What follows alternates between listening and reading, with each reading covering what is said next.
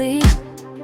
Becoming who I'm meant to be. It's a journey, not the ending. Just keep walking, keep ascending with Larry. We're discovering, we're forever, forever becoming. Ons kyk vandag my heel eerste gas op Unapologetically Becoming is natuurlik. Hy het geen bekendstelling nodig van die mense wat nie weet wie Beer is nie, regtig waar. Ek weet nie, jy bly seker onder 'n klip. Maar Beer Adriaanse is een van Suid-Afrika se grootste akteurs. Hy doen stage, hy's 'n entertainer. The list goes on and on and on. So vandag gaan ons lekker gesels en ons gaan praat oor groei en self ontdekking en die moed om sonder ophou aan te gaan in lewe. En ons gaan uitvind by hom wat laat tik vir Beer Adriaanse.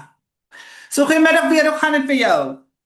Hulle hierdie baie lekker, dankie. Lekker warm in die Kaap, maar nee, eintlik dit is onmenslik warm. So hierdie voel soos 'n drukkoker. Ek voel ek moet nou die antwoorde vir jou reg gee hierso. As ek sweet is dit oor die hitte en oor die vraag. Beer, ons almal weet jy's op televisie, jy doen stage production, maar as jy nie op die verhoog is nie, wie is Beer Adriaanse? Ek dink ek sien myself steeds as 'n skepper, al is ek nie noodwendig besig om te sê net maar toneel te speel nie. Ek sien myself nog altyd primêr as 'n skrywer.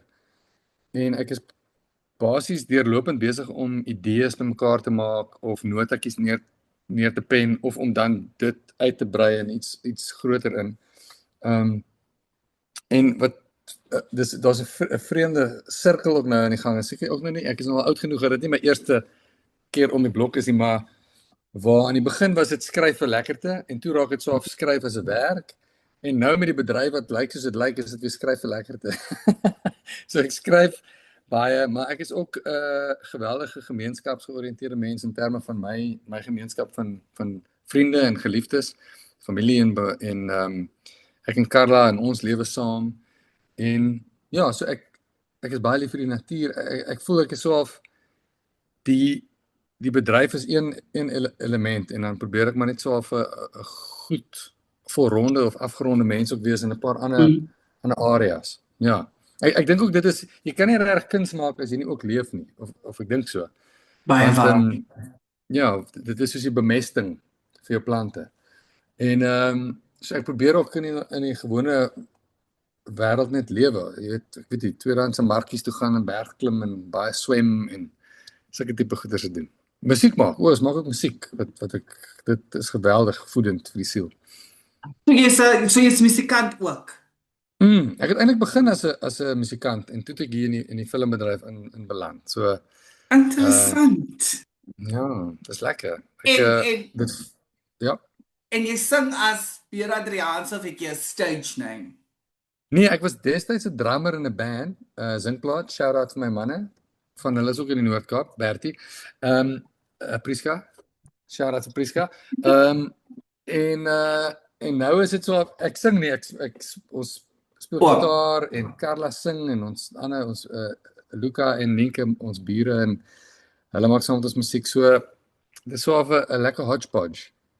Okay. Sê vir my, het jy altyd geweet die vermaaklikheidsbedryf wou jy graag ingaan of was die droom eers anders en toe besef jy maar my liefde vir toneelspel en vermaak is eintlik die een wat ek graag wil doen. Hoe het jy dit gebesef? Dit was definitief die eerste liefde was musiek. So en ek het dit toe met alle erns gejaag van hoërskool af, het ons bands gehad, verskeie bands. En toe beland ek nou in die band wat vir 10 jaar my ding was. En toe deur dit het ek so af die res van die kreatiewe wêreld ontdek. So ek het definitief nie eintlik ooit, ek was redelik skaam as kind, so ek het nooit gedink toneelspel gaan noodwendig is vir my beskore nie.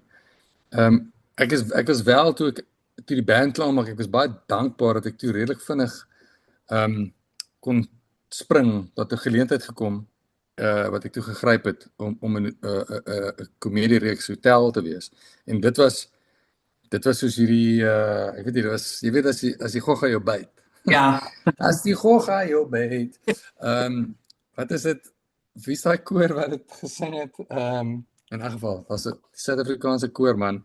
Hulle cover Kurt Darren. So nee, ek het dit nie verwag nie. Maar ek vind dit geweldig stimulerend en ek wat ek veral daarvan hou is hoe dit jou forceer om jouself in ander mense se skoene te sit en om ek weet nie jou siel so af te verruim want jy moet bereid wees om menslikheid tentoon te stel. Selfs al is dit sê net maar karakters waarvan jy nie hou nie of so nee, ek dink die kreatiewe wêreld het my altyd getrek. Ek dink al was 'n tyd toe ek baie jonk was dat ek 'n ruimtereisiger wou word. Dis dalk nog steeds een van my drome om 'n ruimtereisiger te word. En dit is nooit te laat nie, né? Nooit te laat nie. Maar intussen was er nie veel ander dinge wat gelyk het of dit na my roep nie. Nee. En nou nog nie. Ek dink elke kunstenaar gaan nou en dan deur daai ding van nee, yes, dis te moeilik, ons moet nou iets anders doen. Maar in die oomblik as ek nou by daai punt kom en ek probeer nou 'n lysie maak van my planne B, C, D en E, is daar boggerol. So ek is nou maar ek is gelukkig met waar ek is. Onthou jy jou heel eerste rol? Wat was jou heel eerste rol? Kan jy dit onthou? En ja. Dit was eintlik baie snaaks. Ek was in 'n een van die eerste ek was 'n hondjie in 'n skoolkonsert, maar toe later een van die groot oomblikke wat ek onthou dat kuns is hoe sou mens nou sê magtig. Of meer magtig as wat mens gedink het. Dis nie net vermaak nie. Ons was 'n klomp vissermanne in 'n skoolkonsert. Ek dink ek was staan 2, 3 daar rond. Graad vir die jong mense graad wat ook al. En ons moes Kanamanda nie dit sing, jy weet daai. Ja. Alreeds jy weet dis 'n so 'n Kaapse klopse number as ek dit reg verstaan. En toe is dit net min of meer met die nuwe die nuwe regering en demokrasie en alles. Toe ek weer hoor is ons almal Zulus en ons moet Xhosa sing en ons kry jy weet kalletjies en alles en ons Xhosa. En obviously is almal net 'n klomp whiteys gewees. Maar toe besef ek daar was soos hierdie vir die gemeenskap was dit toe nou belangrik dat ons nou eerder hiernatoe pivot. Ons moet nie net die gemaklik, ons moet nou en toe gaan ek dis interessant. So ek kon dit sal altyd vir my uitstaan as ek kon sien dis ongemaklik vir die onderwysers en alles al was hierdie oomblik. En ek meen as mens nou terugkyk is dit eintlik skokkend dat ons nou 'n klomp Zulukies bespeel. Maar dit is ook of its time, jy weet. Maar dit was nou nie regtig 'n rol nie. Ek was net in die line-up.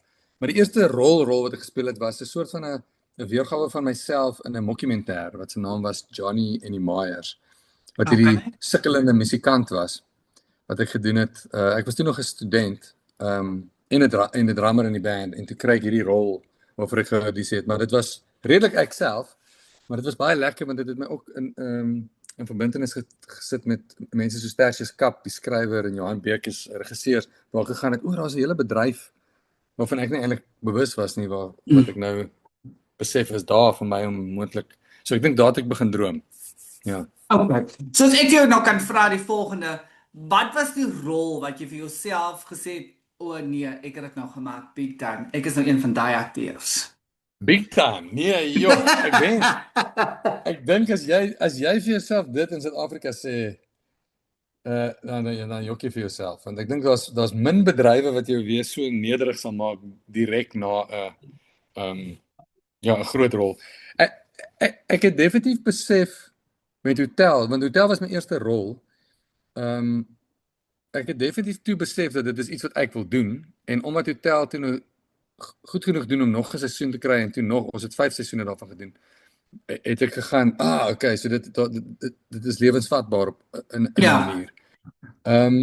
Ek het kort na dit ook want hotel was ook komedie wat soort van in my gemaksone was. Maar toe kort na dit, toe kry ek 'n rol in Canary wat hierdie korporaal was wat die manne deur alle hel sit. En dit was nou weer iets bietjie buite my gemaksone en toe het ek ook besef dit voel soos iets om jy weet heeltemal te probeer vervorm en iets anders in jouself buite jou gemaksone te plaas. Dit was vir my baie lekker.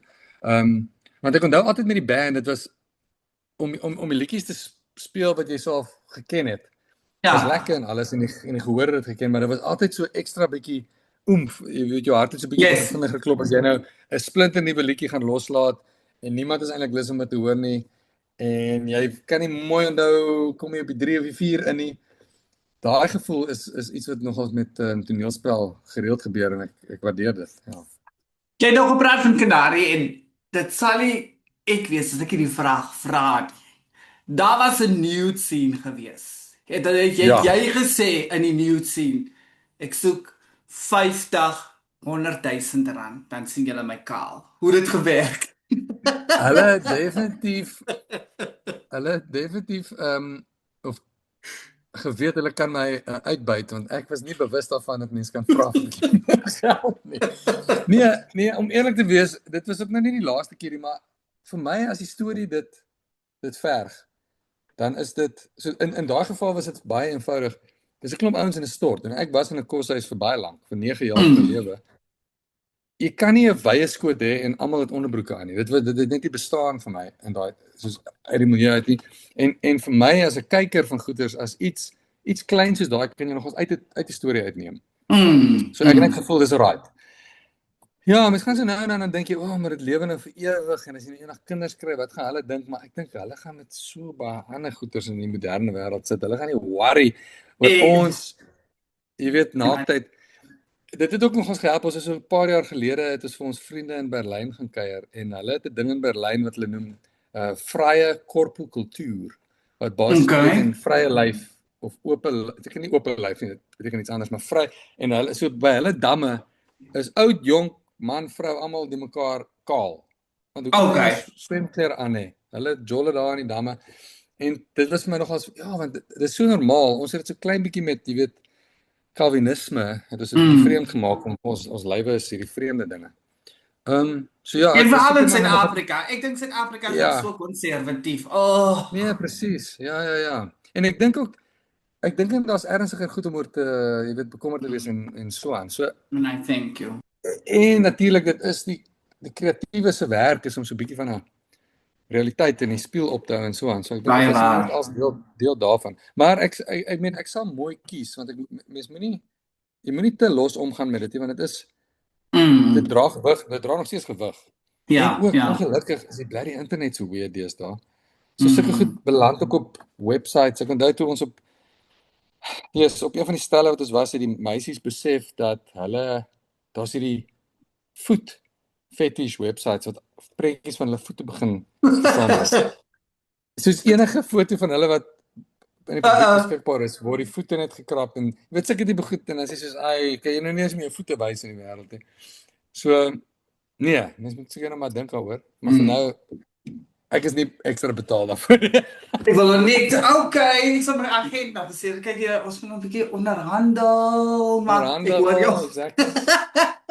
Sê vir my, hoe berei jy voor vir 'n karakter en dan los jy die karakter as jy van die stel afloop en jy's weer jouself? Van baie akteurs leef hulle so in hy karakter dat dit moeilik vir hulle is om die karakter agter te laat. Ja, ek dink vir my is dit met elke projek anders, omdat dit met elke karakter ook so anders is. Ek moet bieg, omdat ek het nie toneel gestudeer nie, leer ek self by my vriende en kollegas baie, want ek het al met baie van hulle gewerk en ons is in vriendekringe hier in die stad, hoe hulle dit doen, en so sommige mense is super deeglik, hulle maak vir hulle self baie notas, ander is 'n klein bietjie vryer en hulle vervorm so af die materiaal om miskien bietjie meer by hulle te pas of by hulle weergawe van realiteit te pas. Ek het nou reg so 'n pragtige storie gelees oor Philip Seymour Hoffman, die akteur wat oorlede is. Hy was seker my gunsteling akteur ooit. En hy het blykbaar so 'n ding, Ethan Hawke vertel hierdie storie. Hy het so 'n ding gehad waar terwyl hy en Ethan moes hierdie rolle, hierdie broers speel in hierdie fliek. En dan sal Philip Seymour Hoffman terwyl hulle twee nou lines run voor aksie geroep word. Dan sal Philip Seymour Hoffman net gaan, what smells? Something stinks. Something is off. En dan dit gaan oor jy weet hierdie voel vals. Iets wat ons doen. Ek kan nie vir jou sê wat dit is nie, is dit die dialoog, is dit jou performance, is dit my performance, iets is oneg. So ek dink dit is vir my 'n groot deel van my voorbereiding is om so af, ek weet nou nie of ek mag, is dit 'n vloekwoord om te sê bullshit, maar om die bullshit meter aan te hê,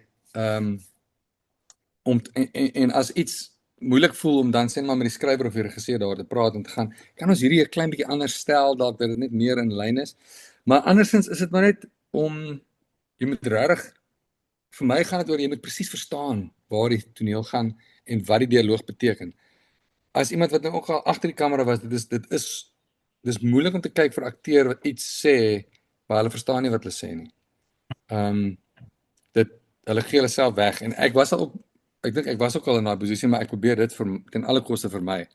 So nee, ek het wel ook ek dink in my jong jare was dit vir my soos dis so dis amper soos jazz musiek. Jy moet net opdaag en gooi. Yes. Maar hoe ouer ek raak, hoe meer ek besef nee, in die voorbereiding lê daar meer vryheid. Jy moet so goed voorbereid wees dat jy op die dag kan speel. So ja, ek geniet voorbereiding eintlik nou baie meer. Die vermaaklikheidsbedryf in Suid-Afrika. Wat is 'n foefie wat mense dink it's nice to be an actor in South Africa. Wat is die verskil tussen Suid-Afrika en om oorsee te skiet byvoorbeeld? Nee, ek dink ons het 'n baie kleiner en gefragmenteerde bedryf in Suid-Afrika. Maar dit het ook positiewe punte. Soos ek dink in Amerika sal jy sê net maar vir 10 jaar lank koffie aandra voordat jy 'n assistent regisseur of iets kan raak. Of voordat jy 'n rol kan. Hier kan jy amper op 19 sal een of ander CP jou optrek en jy kan dalk dan al begin speel. So dis amper asof die plafon is 'n bietjie laer in ons land. Maar ek dink dis nie heeltemal waar nie, want die plafon moenie net vir jouself wees om werk te hê hier nie. Dit moet wees om goed te wees in wat jy doen en om betekenisvolle werk te lewer.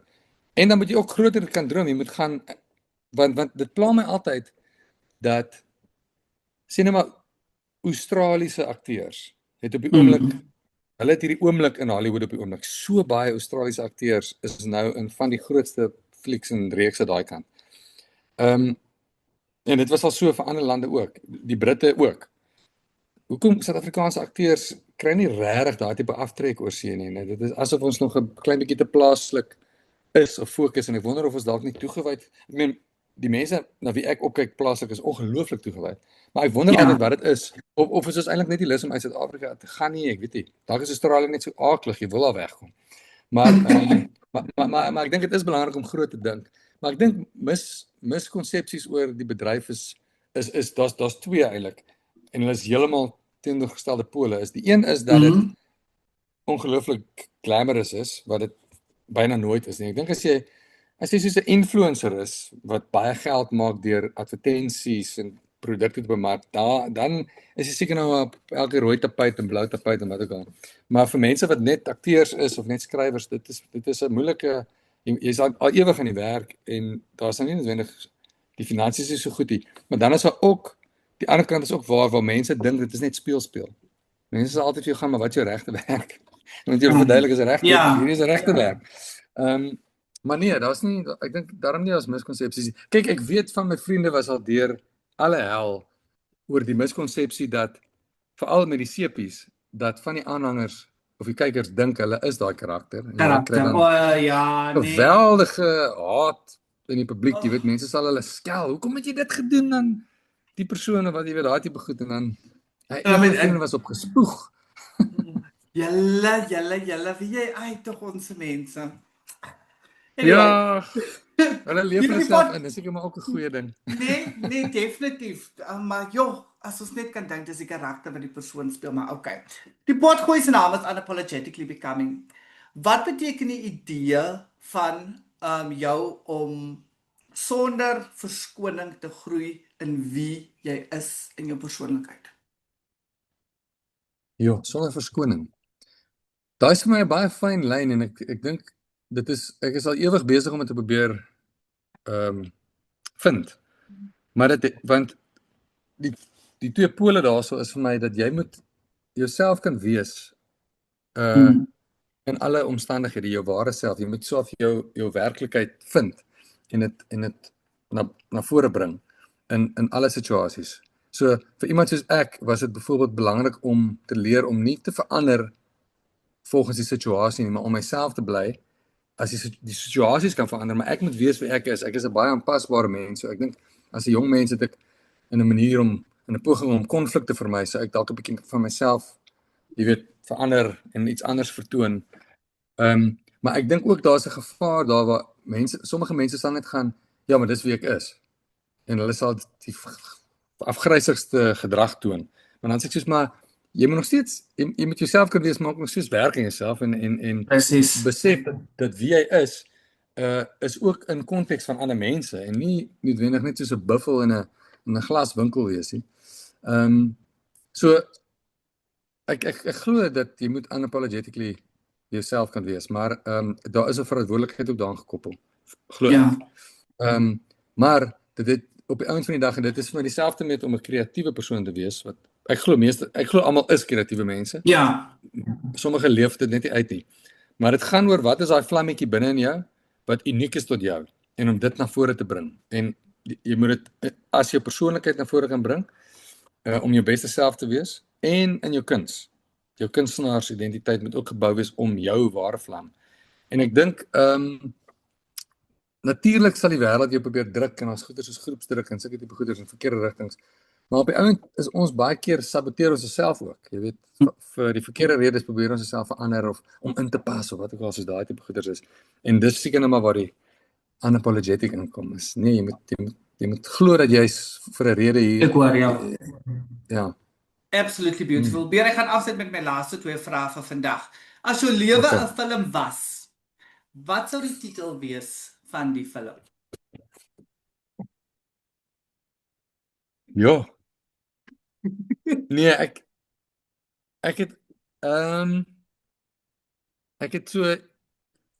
voel altyd vir myself dat ek is nie noodwendig gebore met soos 'n talent nie. Ek is net baie entoesiasties. En dit maak dit ek so 'n vasbyt vermoë het. So ek sal iets wil sê soos professionele entoesias, die Beer Adriaanse storie of iets in daai lyn, jy weet, dis net soos ek ben net 'n professionele entoesias wees.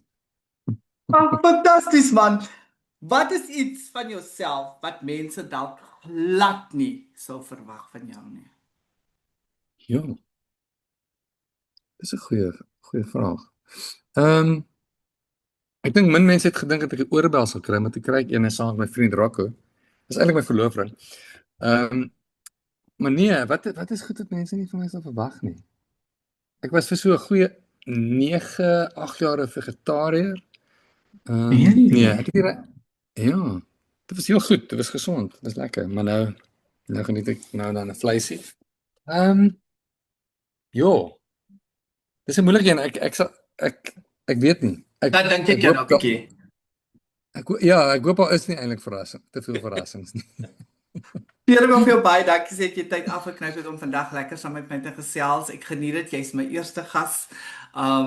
Jy sal nie glo as ek vir jou sê, ek waardeer dit regtig waar. Ek het 'n potgooi begin in 2020 toe dit COVID was, wat baie goed gedoen het en ek het besluit kom ons vat weer 'n kans en doen weer enetjies. So vir jou baie dankie sê ek jou tyd afgeknyp het om saam met my te gesels. Is daar 'n boodskap wat jy graag mense vandag wil mee los wat luister en wat kyk?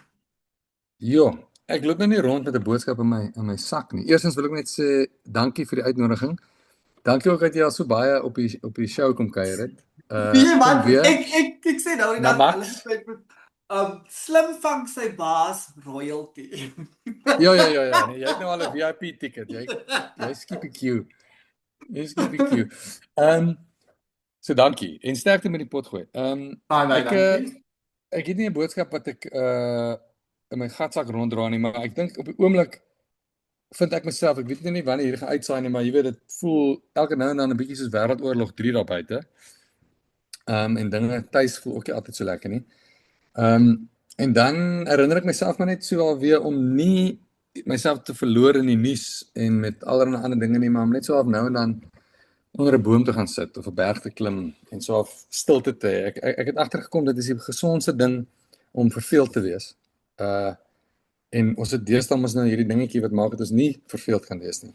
Ek dink 'n boodskap wat ek sal gee is as jy sukkel, gaan vind die stilte en sit 'n bietjie met dit. Dis eintlik jou vriend.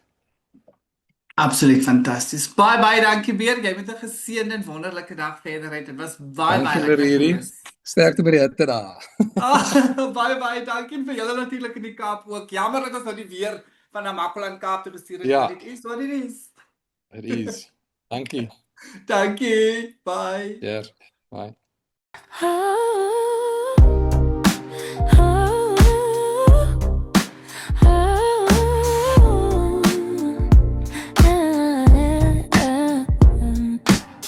Pull up a chair, leave your mask at the door. We're growing through the mess, not hiding anymore. Oh yeah, unapologetically becoming who I'm meant to be. It's a journey, not the ending. Just keep walking, keep ascending with Larry.